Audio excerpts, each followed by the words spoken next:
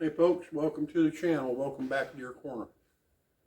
Go ahead, hit thumbs up, like and subscribe. Help the channel out. Last night, storm come through, pretty bad storm. Downed trees, broken limbs, a lot of people lost power, and the creek got out.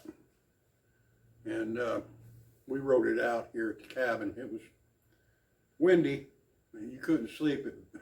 This metal roof thing banged and clanged all night long, but it was nice.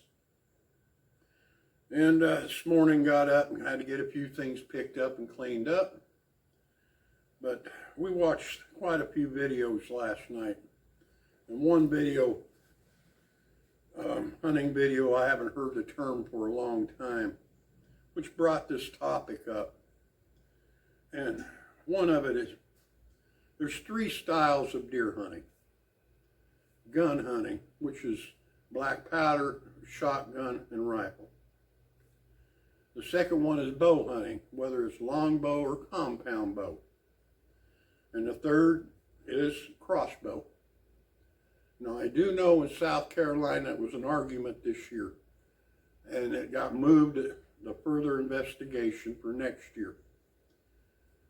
And the move is to push crossbow into gun. So you can't use a crossbow only during gun season. They become powerful, accurate, and they're put on a gun stock. So it's not really a handheld bow. It's a gun stock held bow. And that was the argument. And I believe the way it is moving is that next year crossbows will only be able to be used during gun season. But regardless, however you hunt, we need to hunt. Either way you hunt, you choose to hunt. That's your style. We got to keep the deer population down. And that's what the hunter does, keep the population down. Now, there's three basic types of deer hunting. Not styles, but types. And that's woodsman, and that's what I do. That's how I hunt. I'm in the woods. A good instance is right here at the cabin. About a mile and a half up the road, there's a golf course, then housing development. Then you got a river on one side. You go about a mile and a half down the road. You got the interstate. And in between that, there's about 3,000 to 2,200 acres of timber. And this cabin's nestled into it. Several houses are nestled into it, but it's timber all the way down.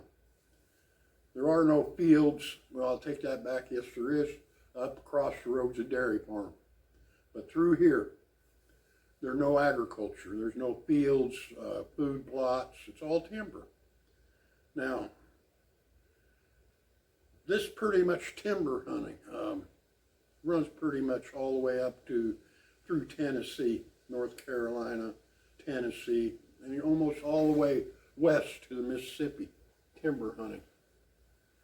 There are agriculture along the coastline, but a lot of timber in here. Up at the cabin, the mountains, the cabin's nestled up there on a mountaintop, and there's 18,000 acres of timber up there. No agriculture. The timber hunting is difficult. And the way I mentioned that, you're scouting.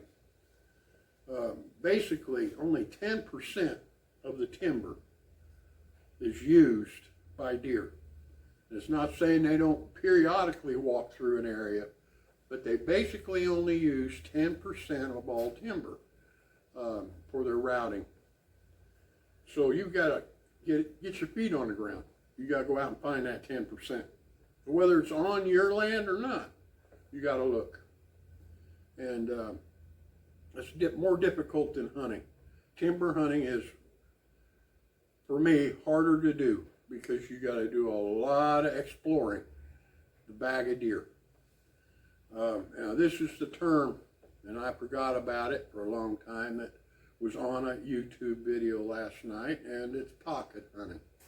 And pocket hunting is basically your Corn Belt states, part of Ohio, Indiana, Illinois, northern Kentucky, northern Missouri, up to the Mississippi River, that Corn Belt up through there. A lot of open fields, a lot of grain fields up there. Open.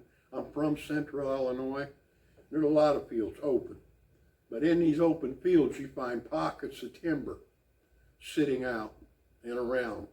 But they're surrounded by cornfields or soybean, wheat fields, hay fields, your ponds and your lakes. They're just pockets of timber. And he called that pocket hunting.